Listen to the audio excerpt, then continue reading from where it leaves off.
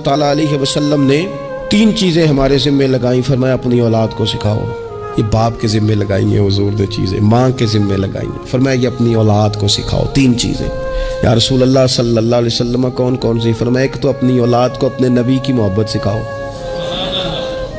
इसका मतलब है अब्बा को नात पढ़नी चाहिए ना, इसका मतलब है अम्मा को नात आनी चाहिए ना, इसका मतलब है हुजूर के कसीदे याद होने चाहिए ना, इसका मतलब है ना कभी बाजू थाम के बाप का है ना पुत्र चल आज फलान जगह तुझे ले जाऊं वहां मदीने वाले की बातें होंगी।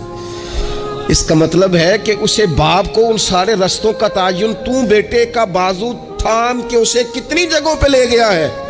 चल एक दिन यूं भी कर, थाम उसका बाजू और उसे हुजूर के मदीने भी ले जा कर, महबूब के सामने खड़ा। फरमाया अपने बच्चों को अपने नबी की मोहब्बत सिखाओ और फरमाया दूसरे काम ये करो कि अपने बच्चों को अपने नबी की औलाद की मोहब्बत सिखाओ। सिखाई हज़रत उमर ने जनाब अब्दुल्ला को, अब्दुल्ला इब्ने उमर को मोहब्बत, तो फिर उन्होंने मोहब्बत की। अपनी औलाद को अपने नबी करीम की औलाद की, अहले बैत की मोहब्बत सिखाओ। और तीसरा हुजूर ने जिम्मे लगाया कि अपने बच्चों को कुरान पाक की तिलावत सिखाओ। ये माँ बाप सिखाएं, पहले खुद सीखें फिर अपने बच्चों को सिखाएं। नबी पाक